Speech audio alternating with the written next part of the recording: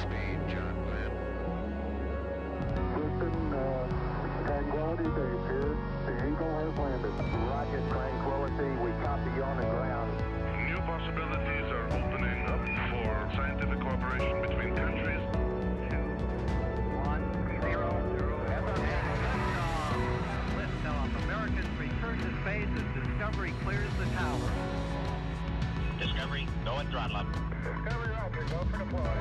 Thanks to you and to everybody in the shuttle program. The crew is go for launch. Roger, nice to be in orbit.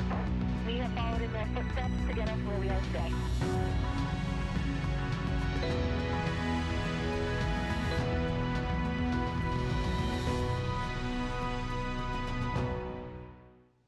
Good morning and welcome to a post-mission news conference with NASA's SpaceX Crew 2 crew. Joining us here at NASA's Johnson Space Center in Houston are NASA astronauts Shane Kimbrough and Megan McArthur, and Japan Aerospace Exploration Agency astronaut Akihiko Hoshide. Joining us virtually from Cologne, Germany, is European Space Agency astronaut Thomas Pesquet. It's so great to see you all back on Earth. Welcome home, and thank you for joining us today for some questions.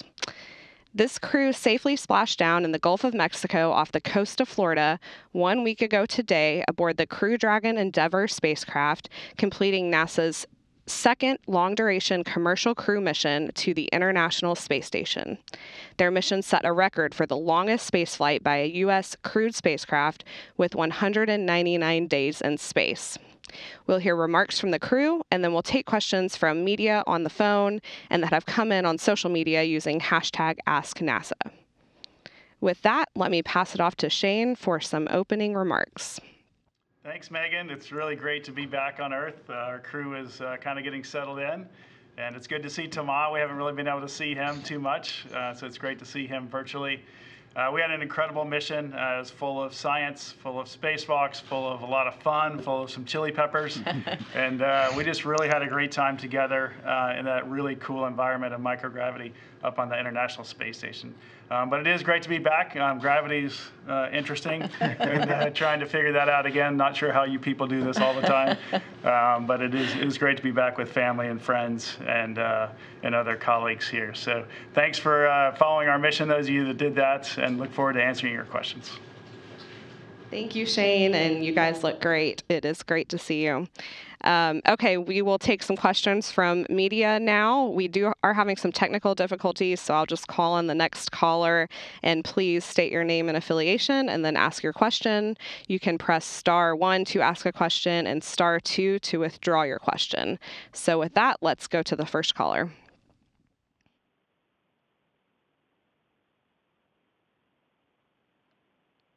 Marcia Dunn, your line is open. Oh, hello. Good morning. This is Marcia Dunn at the AP.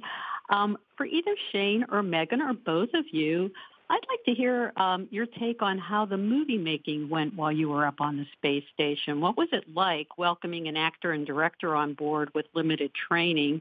How involved were you while they were there? Did it hamper your work? And how do you think it bodes for future tourist visits? Because there seem to be quite a few coming up. Thanks. Well, thanks, Marcia, for the question. Good morning.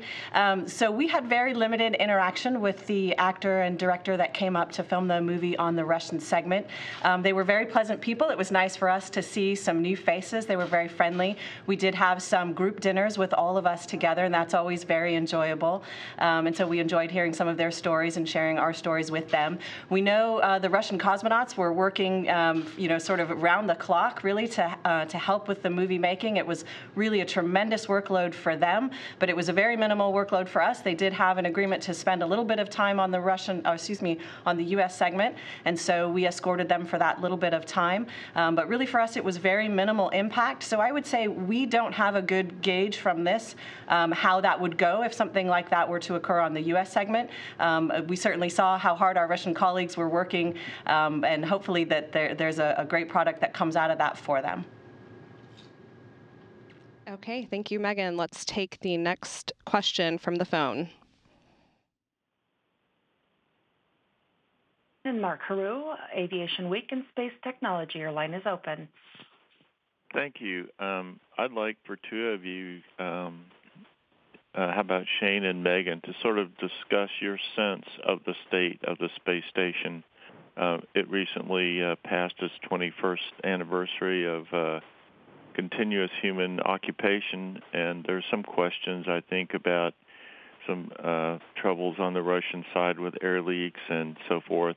And there's some assessments, I believe, of kind of the overall condition in terms of how long it could stay occupied. And so in that context, I'm just wondering what your thoughts are on how it's holding up.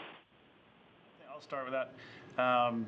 Space Station is absolutely an amazing facility. We all got to live on there, live and work on there for over 6 months. And of course, it has its challenges. And like anything that's 20 years old, it's we have to repair it. So we have to do preventative maintenance as well as all the science and everything that we're doing up there. So it's an amazing facility. We actually saw a new addition, the MLM, the Russian module that showed up while we were there. So it was still growing. I thought it had stopped growing a few years ago on my last flight, but it was really cool to welcome a new module onto the space station. And it's going to add so much capability for the Russians on their side. So that's really neat. But overall, it hadn't changed a whole lot since my last flight other than that. And it was very functional. We got a few new, tech demo things that we were working on, like a new toilet and some new solar arrays that we worked on the outside and things like that that'll prove to help for future exploration. But other than that, I thought it was an amazing place to live and work, and exactly what I remembered a few years ago. So for me, I, of course, had not been to the International Space Station before. This was my first visit, so I was really impressed with the expanse of it and the capability. There were times when we would have a cargo vehicle arrive that we would have, 4 different science glove boxes in work with different experiments going on.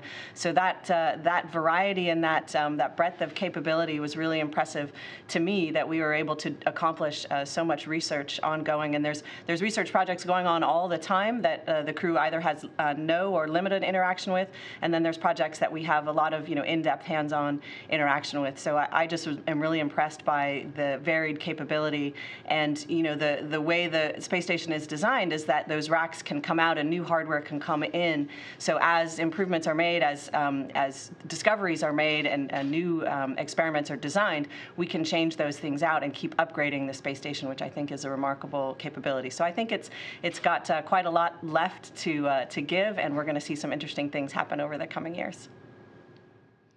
All right, thank you. We'll take a question from social media from Basil's 4th grade class. They want to know, what will each of you do now that you are back from the space station? What projects or programs will you be involved in? I think a lot of us we're looking forward to some rest and just reconnecting with our family and friends, and so we'll have several months to do that. Although these next few weeks we'll be doing a lot of debriefs with all the systems from the space station and from SpaceX and things like that, as well as we have a lot of medical debriefs to do as well, and medical testing. So once we get through all that, I think the holidays will hit, and then once we come back in 2022, we'll have a little more chance to relax, I hope, anyway. That sounds good. All right, we'll take, we have a couple of questions about sleeping in space. So Mika asked, how comfy are the sleeping bags?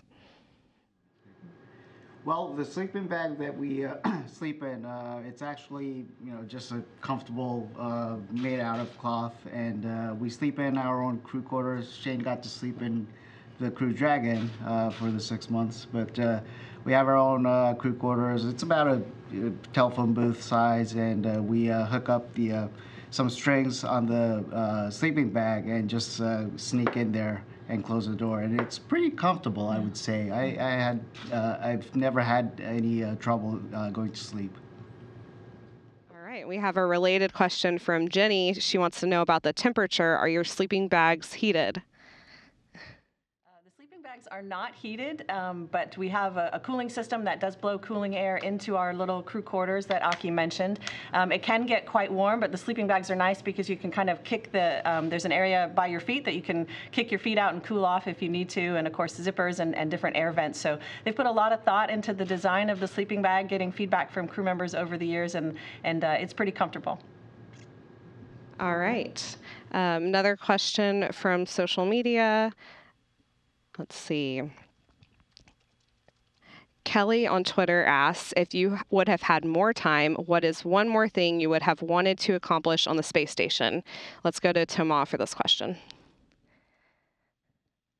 And I think the good thing with a 6 months mission is that you actually do get some time on Sundays to run your own little projects.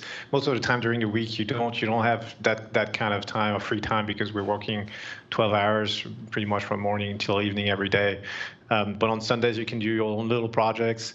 And I think we all took a lot of pleasure in taking pictures of the Earth, watching the Earth. Earth gazing, stargazing is like the #1 hobby on board the space station.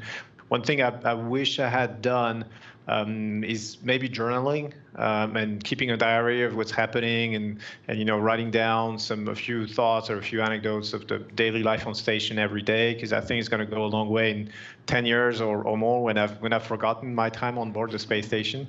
That would be a really nice thing to have to kind of remind me of the good times we've had all together on that flight. All right. Liam asked Megan, you shared such inspiring views of favorite places, especially national park areas. Which place will you visit first now that you are home? That's a great question. It's probably going to depend a little bit, of course, on the season and where we can go in the winter season. I always like to see Yosemite National Park is one of my favorites, and Yellowstone National Park is another favorite, and it's gorgeous in the wintertime. I'm not sure we'll get there this winter, but there are definitely some places on my list that I'd like to take my son for a visit. All right, that sounds fun. A question from Robert Perlman with Collect Space on social media. He's asking, for Shane and Megan, NASA has said one of the reasons for sending astronauts to the space station now is to ready them for Artemis flights. Mission-specific training aside, how ready would you say you are now if NASA tapped you tomorrow for a trip to the moon? Well, I think I would be ready to go, but I don't think my family would let me go. So, yeah, I don't think it's going to be me, but I think we're well equipped. We're trained very well, of course, here on the ground. Our time on space station helped train us to work in the microgravity environment, so I don't think we'd have any trouble with that, but I'm not sure it'll be for me. My answer is very much the same. I think the space station is an excellent training ground for any type of activity that we're going to do in space, whether it's on the Gateway space station around the moon or on the surface of the moon. It gives you great problem-solving capability and just, kind of the little things that you can't train on Earth, how you manage your tools, for example, and how you plan out your movements. Obviously, the surface of the moon is different than living in micro-G, but those same kinds of ideas for how you're going to plan your activity, I think those are extremely valuable, and they contribute to efficiency and contribute to your safety when you're operating those kinds of environments. So, like Shane said, we have a long line of, I think, fresh-faced young astronauts that are ready to go and do these things, and I think I'd have to get a permission slip from my family before I could go. So we're all ready to go. I think every astronaut would love to go to the moon, but we got a lot of people ready to do that. That's fair. Thank you. We'll take another question from media on the line. Please go ahead and state your name and affiliation. And it comes from Amy Thompson from space.com. Hi, thank you for taking my question. So I was wondering what is going to happen to your zero-G indicator, your little penguin. And also I wanted to know, what was the ride home like for you guys? Was it bumpy, or how did it compare to some of the other vehicles that you flew on? Thank you. You got it. So we're just discussing who actually has control of Gwyn right now. So we did pack him for the return ride home so he would have a safe landing as well. And I think he ended up in Aki's suitcases. So we'll probably timeshare between our sons who helped to choose the zero-G indicator for us. You want to talk about the ride? Yeah, sure. So Shane and I had the privilege of flying 3 different spacecrafts, so the Space Shuttle, the Soyuz spacecraft, and the Crew Dragon.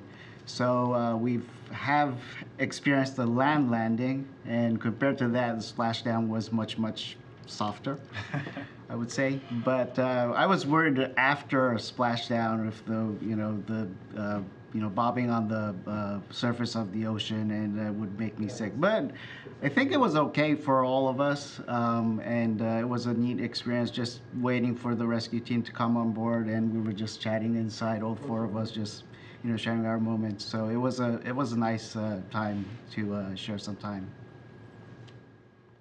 All right, we'll take another question from a caller on the phone.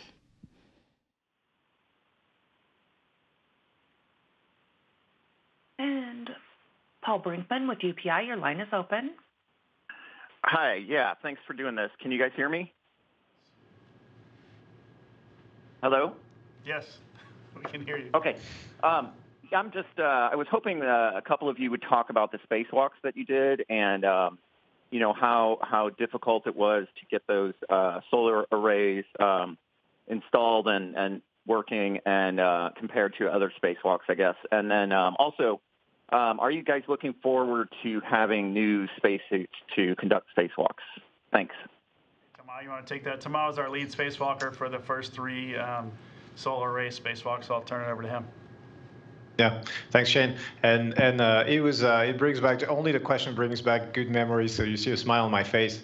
Like Shane was saying, we had the opportunity to go together with him for 3 spacewalks this time, and from two spacewalks on our previous flight. So we go way back as far as spacewalking together.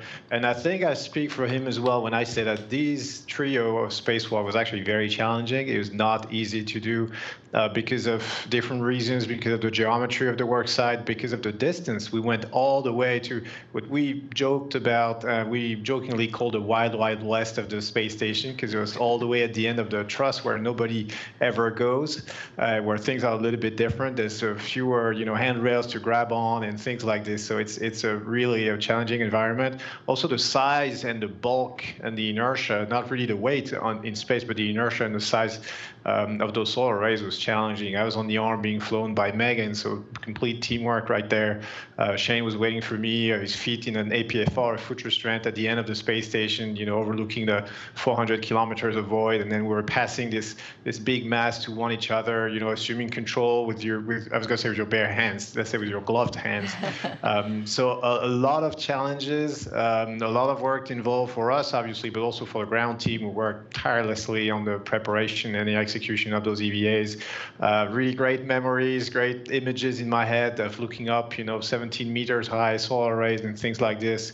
A great feeling of accomplishment when we managed to install it. And you can see now we've kind of changed the ISS a little bit. I look at the ISS from the outside pictures. Then we see the solar arrays that we were installed, so it's kind of neat to see that. But long story short, it was very challenging, I think, for us. But it's good for the ISS. We need to install those solar arrays. The job is not over. There's 2 more pairs coming up shortly, and then in total there'll be 6 new pairs out of 8 power channels. So a lot of work still to be done. Some other astronauts than us are going to take care of this in the years to come, and we'll be watching closely. But it was a lot of fun and a lot of work getting that done. All right, now we'll go back to a question from social media. Toronto Star is asking Megan, I wondered if you could further explain the difference in Earth views on your Hubble mission versus on the space station. Yeah, there's definitely a difference that I noticed right away when the first time I came into the cupola to observe the Earth. When I had some free time, I thought, wow, we are really close, because when you are, Hubble mission is quite a bit higher up, and so you're seeing more of the curvature of the Earth. But then I quickly grew to love the view that I had, because you can see so much more detail. So you could really pick out different landmarks, and that was fun, sort of to teach myself some different landmarks to find favorite places. And there's a whole process you go through when you're trying to photograph some different places and teaching yourself kind of the larger landmarks and then finding the smaller landmarks and really dialing in on the exact feature that you're looking for. So having that closer view was really phenomenal. And every view that we had, the cupola of course is the main view, but we have some views out of the Japanese module, as well as when the hatches are not covered, the Earth-facing hatches, for example, in Node 2 and Node 1, you could also look out of, and then even sometimes over on the Russian segment. So there's always kind of a different perspective and a different view to get of our beautiful Earth, and that's something that you would find us doing pretty much all the time when we had some free time. Okay, we'll take a question from Hayden. Wants to know, what are some of your favorite experiments?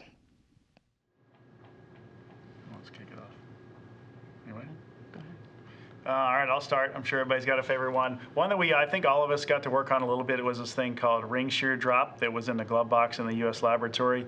And I was kind of interested in it because of the application. They're looking for treatments and maybe possible cures down the road for things like Alzheimer's and dementia. So that's something that's hit my family, and I'm sure it's hit many other people's families, and so it was near and dear to me. So I look forward to, I was glad to be a part of the experiments, and then hopefully, a few years down the road, we'll get the results, and hopefully they're all positive for helping treat and maybe cure those diseases.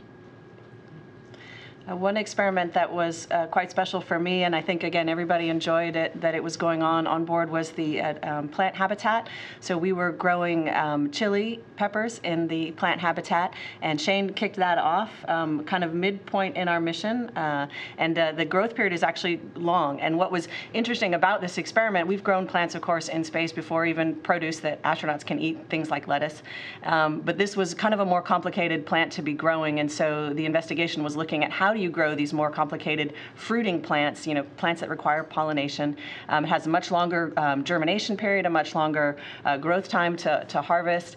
But then there's a huge benefit, which is that not just the flavor, of course, of having chili, to eat fresh chili, but also the vitamins that go along with having this kind of thing. So that was a lot of fun. And then it was particularly special for me because I found out after I got on orbit, I found out that my brother-in-law's uncle was actually the co-creator of the specific variety that we were growing. So that was really fun for my family to discover that, and then everybody, was following along in the development of the peppers. So, and then of course at the end we got to eat them and really enjoy that, and that's something I think a lot of people can relate to, enjoying that. So it was something that people really got excited about, and it was fun to share that with everyone.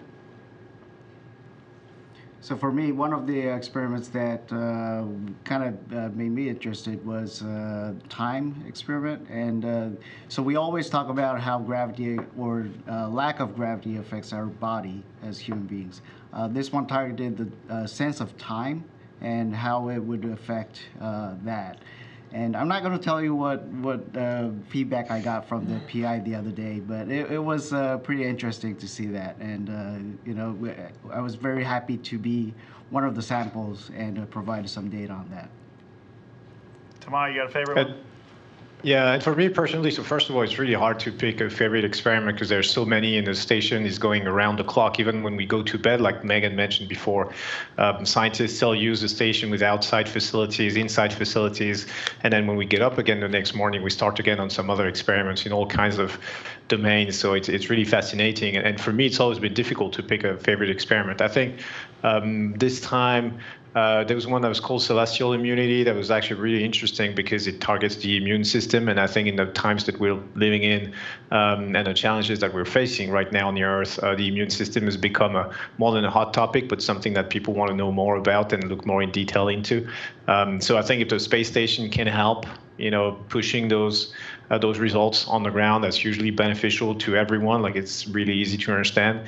And if we've done our part in that global fight, then I'm pretty happy about it. All right, great answers. We'll take another question from the phone line. Mr. Inokuchi from Kyoto News, your line is open. Thank you for taking my question. Inokuchi for Kyoto News. I have a question to Mr. Hoshide. You have just mentioned about the difference between the Soyuz space shuttle and this time SpaceX Crew Dragon. Could you explain a little bit more about the difference in terms of training and spacesuits and launching, landing? And could you mention about the possibility of the future of the commercialization of space travel? Thank you. Thank you very much for the question. So, so we trained maybe a year prior to launch on the Crew Dragon capsule. But mainly, Shannon, Megan, as the commander and the pilot, they've been trained how to operate the spacecraft and, when to take over, what to do if something happens. Thomas and I were more focused on the inside, what to do with the spacesuit and all the cargo packing. And if something happens, then how to support Shane and Megan. That training, I think, was great. SpaceX did a great job focusing on what we need. It wasn't a very long training period, but nevertheless, we got what we needed. The launch and landing itself, it's just like other spacecraft, but it was smooth. I think it was more responsive. That's what I remember going uphill. The acceleration, deceleration, that was like, it was like a joyride. And I still remember that day when all four of us were like, whoop, yay, and just cheering and giggling all the way until Miko. I think this capability provides a great milestone and a path to commercialization, and more people will enjoy the environment in space. They can bring their own idea, create new cultures up there, and I think it has definitely opened a new door to space. All right, we'll take another question from social media. Nate on Twitter for Thomas. 2 questions. Why is sharing what you see from the space station important for the world to see? Talking about sharing on social media. And what was your favorite photo to take and share? Well, that's great questions. I think it's important to share, first of all, because I think we are a public service. We have a responsibility to do things for the people and to kind of inform people of what we're doing for them, because that's what we're doing. We're not going to space. It makes us very happy, but we're not, NASA is not sending us in space just to make us happy. It's sending us in space because it's useful for everybody. So I think it's kind of part of the job to explain why and then kind of share the adventure. There's also a very personal aspect, and I grew up, fan of human spaceflight, and I was starved of information when I was a younger kid or a teenager. There was not much you could see, the occasional book, the occasional magazine. So nowadays we live in a fantastic time where you can, watch things on the internet and follow the missions as closely as possible. So I really enjoy sharing it with everybody. I think there's a responsibility also to share this point of view, because you see the fragility of the Earth, like all the astronauts who come back from space are going to tell you. It seems limitless, empty, very vast and infinite. But when you see the Earth from space, it's very finite, limited resources. So there's a responsibility to share that viewpoint so that people understand the situation we're in. So with that in mind, I think there's too many pictures. I've taken quite a few. We've all taken quite a few pictures, but even more so this time than the first time. Than for my first mission, I still have to go back and look, which is going to be a lot of work for me. So I don't know if I'm able to get to that soon. But I have to mention the auroras, and I'm sure my crewmates are going to agree. We've been treated with some unbelievable auroras, much more than during my first mission. Like, we've seen maybe 15, 20, some of them so bright, so unbelievably bright and active, flying right through them. And it's sad because the pictures just don't do them justice. And everybody's going to tell you the same. We tried to take pictures. Some of them came out pretty okay, but still it's not the same as flying right overhead and through the aurora and seeing it, glow around you, which is I think most unbelievable natural phenomenon you could possibly witness with your own eyes. So yeah, I think I have to mention the auroras. That's amazing. Thank you, Thomas. Okay, I think this is a good question to wrap us up from Typh on Facebook. What will you miss most about each other? Wow, that's a loaded question there. No, we obviously enjoyed being together for a little over 6 months in space, and it's kind of funny. This past week has been like, I've been like, where's Megan? Where's Aki? Because I'm walking around. That's what I'm thinking. Where's Thomas? Where's Mark? Because those are the faces you see every morning as soon as you get up, or if you need something, that's who you go to. So it's been a little adjustment. And I just miss being with them, honestly, because our friendship has grown very deep over the last 6 months, and look forward to continuing that. It's just in a different capacity.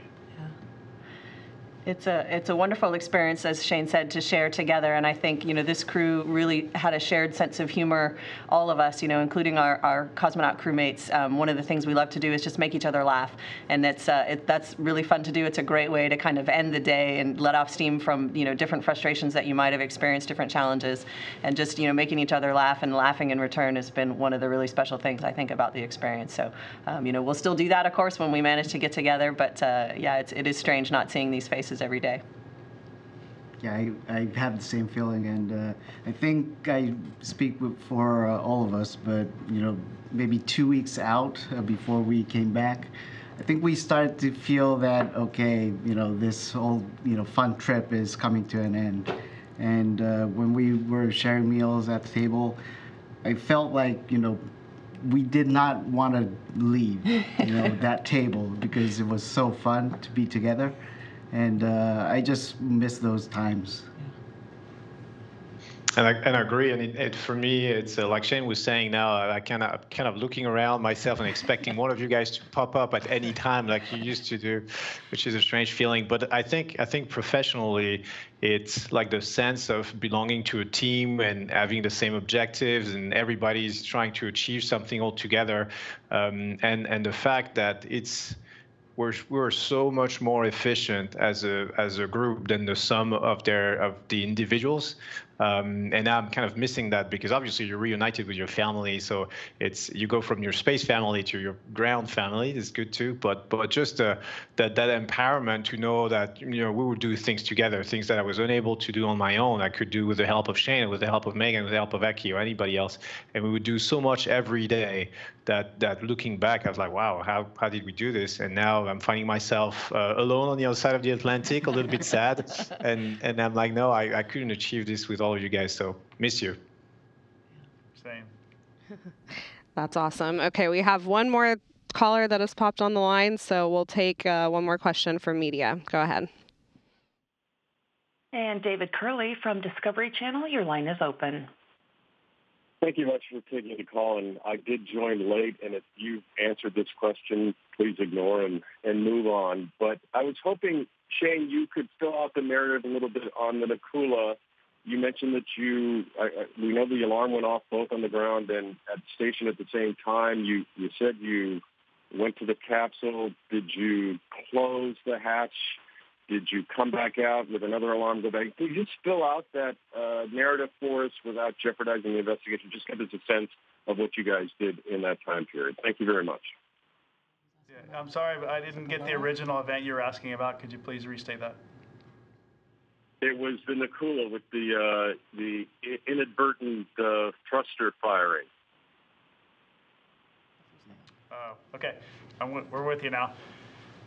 Yeah, so that was an interesting time, of course. The loss of attitude control, or LOAC as we call it, when it happened. I think a handful of us, or 3 or 4 of us, were in the Columbus module at the time when the alarms went off. We immediately then reported to the U.S. laboratory, which is Aki was the commander at the time, and we showed up, and Aki started giving us roles and responsibilities to react to the situation, and everybody kind of fell in line with our training and just started reacting under Aki's leadership. And then we just, shortly after that, we were pretty much controlling the space station because the ground couldn't send the commands due to our tumbling sensation that we were going through there. The communication just wasn't great for the ground to be able to talk to the space station. So we had to do it.